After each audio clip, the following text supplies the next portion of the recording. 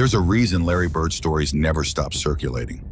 It's not because he chased laughs. It's not because he tried to entertain. And it's definitely not because he played the clown. It's because Larry Bird was so serious, so confident, and so precise that reality itself kept setting up punchlines for him. Nobody in NBA history made dead seriousness this funny. And the best part is, Larry Bird never once treated it like a joke. Which one of you is coming in second? NBA, a three-point contest, 1986. When you walked in there, what were you thinking when you made that announcement to the room? Picture the locker room, All-Star Weekend. Every elite shooter in the league packed into one space. Guys stretching, lacing shoes, running mental reps. This is new territory. The very first NBA three-point contest. And nobody really knows what to expect. Then the door opens. Larry Bird walks in. No greetings, no handshakes, no warm-up shots. He just looks around the room, slowly like he's counting heads, and then asks one simple question. So, which one of you is coming in second? That's it. No grin, no laugh, no wink to let anyone off the hook. He turns around and walks out, and suddenly the room is frozen. Not because it was funny, but because everyone is trying to figure out whether he just joked or just told the truth out loud. Fast forward to the contest. Bird isn't rushing, he isn't forcing anything. Shot after shot, he's methodical, calm, detached. When he reaches the final rack, something unreal happens. Before the last ball even leaves his hand, Larry raises one finger in the air. Number one, the shot drops, the crowd explodes. And in that moment, the entire locker room realizes something horrifying in hindsight. That wasn't trash talk. That was a spoiler alert. Why it's funny isn't the confidence. It's the way Bird treated the outcome like it was already decided. When silence made Magic Johnson uncomfortable. College All-Star Showcase, early career. I wanted to be friends, but Larry didn't want none of that. And so... Now rewind to a moment that sounds harmless, until you understand who's involved. Magic Johnson, the most charismatic player basketball has ever seen, meets Larry Bird for the first time. Magic does what Magic always does. Smiling, talking, trying to connect. Larry Bird does absolutely nothing. No smile, no nod, no response. He just stares. Magic later admitted it messed with him. He walked away thinking, wow, this guy actually doesn't like me. And for a while, that feeling stuck. What makes this funny isn't hostility, it's contrast. Magic thrived on energy and connection. Bird operated on focus and competition. The irony, of course, is perfect. Those two went on to build the greatest rivalry in basketball history, and eventually one of its strongest friendships. But that first meeting? Pure discomfort, no words, just Larry Bird silently communicating. You're not my friend, you're just in my way. The steal that looked like teleportation. Game 5, 1987 Eastern Conference Finals. I never had taken the ball out. That wasn't my thing, right? I throw it up, Bird sneaks in. Now let's talk about a moment that still doesn't make sense when you watch it. Detroit is up by 1, seconds left. All they need to do is inbound the ball. Isiah Thomas takes it out. He's scanning the floor. Everything looks covered. The Celtics defense seems set. Then Larry Bird appears, not drifting, not gambling, appearing. Isiah throws the pass, and Bird snatches it clean midair, like he'd already seen the play unfold in his head. In one fluid motion, Bird twists and fires the ball to Dennis Johnson cutting to the rim. Layup, buzzer, game over, Boston wins. Isiah later joked that Bird stood on the baseline like a ballerina. Toes perfectly placed, floating, balanced. And that description is oddly perfect. What makes this moment funny isn't the steal itself. It's how inevitable it feels after the fact. Like Bird had already watched the ending and just waited for everyone else to catch up. Why these stories hit different? Here's the pattern. Larry Bird didn't celebrate. He didn't exaggerate. He didn't sell moments. He simply stated facts. and then forced reality to comply. That's why these stories aren't just legendary, they're unintentionally hilarious. Because the joke isn't what Larry Bird said, the joke is that he was right. When Larry Bird turned trash talk into psychological warfare. By the time Larry Bird had established himself in the league, most players knew the rules. You could compete with him, you could respect him, but you never tried to get inside his head, because that was already occupied. And a few players learned that lesson the hard way. Reggie Miller tried to talk and immediately regretted it. Late game free throws versus Pacers. I'm going to try to, throw off his rhythm, thinking I'm going to throw off Larry Bird's rhythm. And, Reggie Miller built a reputation as one of the league's most fearless trash talkers. If there was a moment to chirp, Reggie usually took it. And as a young player, he figured Larry Bird was just another legend. You test a little. Big mistake, late game, tight score. Larry steps to the free throw line. The crowd is loud, tension everywhere. Reggie leans in, starts doing what he does best. Stalling, chatting, trying to disrupt the rhythm. Larry doesn't flinch. He turns, looks Reggie dead in the eye and says, "Really? I'm the best shooter this game has ever seen. You think you're going to freeze me?" No anger, no raised voice, no drama. Just a statement. Then Larry turns back to the line and does exactly what he said he would. Swish, swish, automatic. Reggie later admitted he backed off immediately, like he'd just touched something hot. Even Kevin McHale couldn't resist piling on, telling Reggie, "Yay, that was dumb." Why it's funny isn't the insult.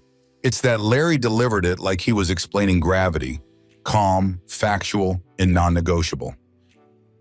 You can't stop me. Clyde Drexler's welcome to the NBA early career matchup. And so I said, okay, if that's how it's going to be, then we have to be like that. That's right. So I started this. Clyde Drexler was no pushover. Even as a rookie, he was athletic, confident, and hungry to prove he belonged. Larry Bird saw all of that and didn't care. Before the game, Bird looks at Drexler and says, "You can't stop me." Drexler, still respectful, responds something like, "You're pretty confident." Larry doesn't miss a beat. "Confident? You're a rookie. You don't know anything." And then the game starts. Larry doesn't just score, he narrates. "I'm posting up. Bucket. I'm fading left. Bucket. I'll hit the three next." Swish, over and over. Drexler later admitted he knew what was coming and still couldn't do anything about it. That's what made it brutal. Larry wasn't surprising him. He was educating him in real time. Why it's funny is simple. Bird didn't trash talk to intimidate. He trash talked to inform. Charles Barkley thought it was a joke until it wasn't. Mid-game exchange. And I asked him, I said, "Larry, what's going on with you?" He says, "You guys are being disrespectful to me." And I says, "What are you talking about?" Charles Barkley loved conversation, loved competition, loved stirring things up. Larry Bird loved efficiency. During one game, Barkley hears Bird muttering under his breath, clearly annoyed. Chuck finally asks what's wrong. Larry responds, "You guys are being disrespectful, putting a white guy on me." Barkley bursts out laughing. Bird doesn't, because it wasn't about race, it was about respect. Larry genuinely believed that if you weren't guarding him with your best defender, you were insulting him. And then he backed it up, scoring on everyone they tried. Why it's funny is that only Larry Bird could say something that absurd, completely straight-faced, and somehow make it terrifying instead of offensive. Why nobody ever won these battles? Here's the thing about Larry Bird. He didn't use trash talk to distract you. He used it to tell you exactly what was about to happen. And when it did, that's when it became funny. Because once reality confirms the threat, it's no longer trash talk. It's documentation. When Larry Bird spoke once and everyone listened. By the end of Larry Bird's career, something strange had happened. Trash talk didn't work on him anymore. Physicality didn't faze him. Even legends stopped trying to out-alpha him. Because at some point, players realized Larry Bird wasn't competing for validation. He was competing from authority. And nowhere was that clearer than in the moments where he barely said anything at all. It's Michael's league now. 1992 Dream Team practice. Just a little something to tweak him, and it's on.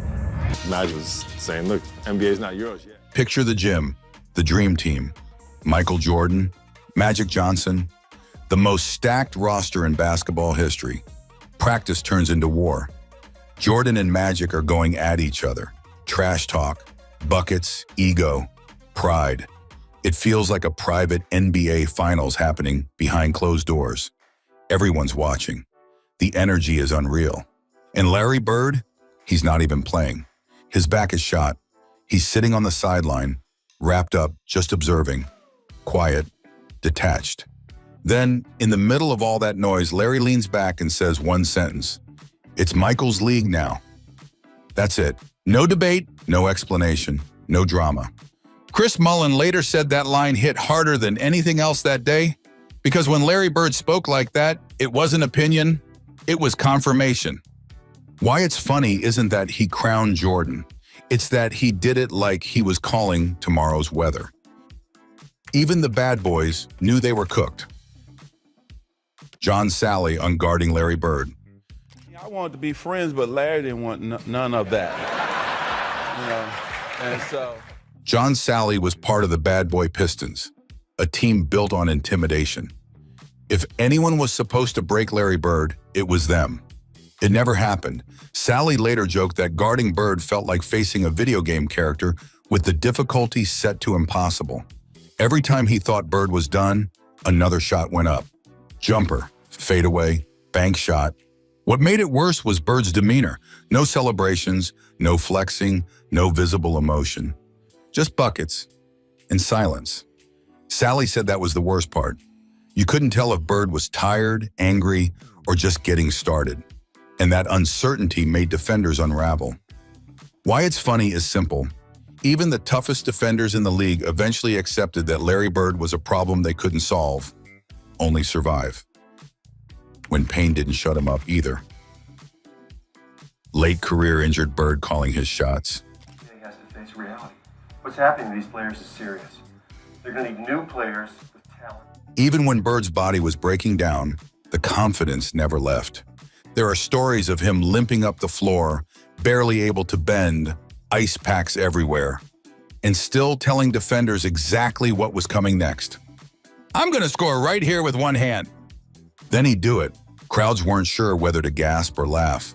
Defenders just stood there frozen, realizing injuries hadn't taken away the one thing that made Bird impossible to deal with. His mind. Why it's funny isn't that he played hurt. It's that he treated physical limitations like minor inconveniences, not obstacles. Why everyone laughs about Larry Bird now. Here's the part that ties every story together. Years later, the people who were embarrassed by Larry Bird are the ones laughing the hardest when they tell these stories. Magic, Isiah, Reggie, Chuck. They don't sound bitter. They sound amazed. Because Larry Bird didn't just beat people, he gave them stories they'd never forget. And the reason those stories are funny isn't because he was joking. It's because he was dead serious. And still unbelievable. Final thought. Larry Bird never tried to be the funniest man in the NBA. He just told the truth before it happened. And then made sure it did. That's why his stories don't age. They don't rely on punchlines. They rely on inevitability. And somehow, that's even funnier.